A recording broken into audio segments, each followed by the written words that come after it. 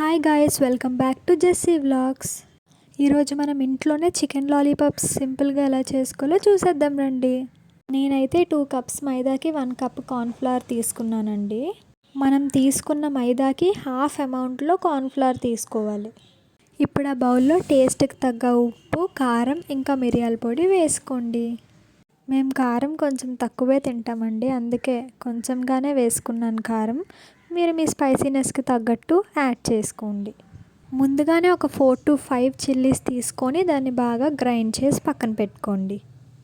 ఇప్పుడు వాటిని బాగా కలుపుకున్నాక మనం ముందుగానే రెడీ చేసి పక్కన పెట్టుకున్న గ్రీన్ చిల్లీ పేస్ట్ని ఇంకా కొంచెం కెచప్ని కూడా యాడ్ చేయండి. నేను తీసుకున్న 2 కప్స్ మైదాకి 2 స్పూన్స్ కెచప్ ఇంకా 2 స్పూన్స్ వెనిగర్ కూడా యాడ్ చేస్తున్నానండి.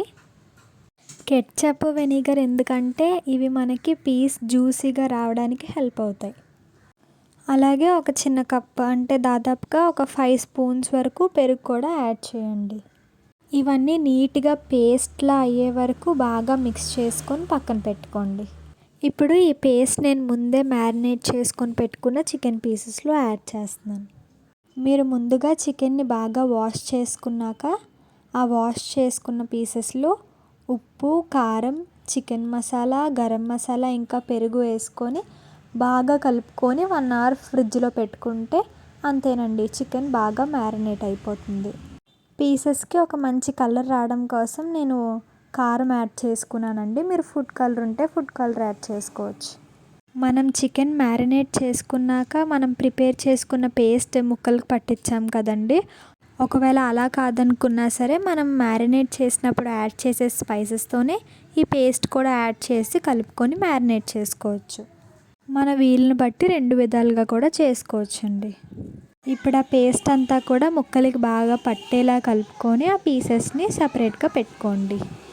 మనకి ఆ పీసెస్కి సరిపోయే ఆయిల్ తీసుకొని ఆయిల్ బాగా హీట్ అయ్యాక మనం పక్కన పెట్టుకున్న చికెన్ పీసెస్ని ఒక్కొక్కటిగా ఆయిల్లో వేసేయండి. ఆ పీసెస్ ఒకదానికొకటి అంటుకోకుండా చూసుకొని జాగ్రత్తగా వేయండి. మధ్య మధ్యలో ఆ పీసెస్ని బాగా కలుపుతూ ఉండండి.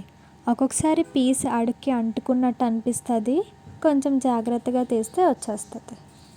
ఇప్పుడు నేను వీడియోలో చూపిస్తున్న కలర్ వచ్చేదాకా వాటిని బాగా ఫ్రై చేసుకుంటే అంతే, మీ చికెన్ లాలీపాప్స్ రెడీ అయిపోయినట్టే. ఫైనల్ లుక్ ఎలా వచ్చిందో చూడరా మరి, చూసేయండి. టేస్ట్ మాత్రం చాలా బాగా వచ్చింది, మీరు కూడా ట్రై చేసేయండి. బాయ్ అండి, ఇంకో కొత్త వీడియోతో మళ్ళీ కలుసుకుందాం. వీడియో నచ్చితే ఒక లైక్ కొట్టి మీరు కూడా ట్రై చేసి ఎలా వచ్చిందో కామెంట్ చేయండి.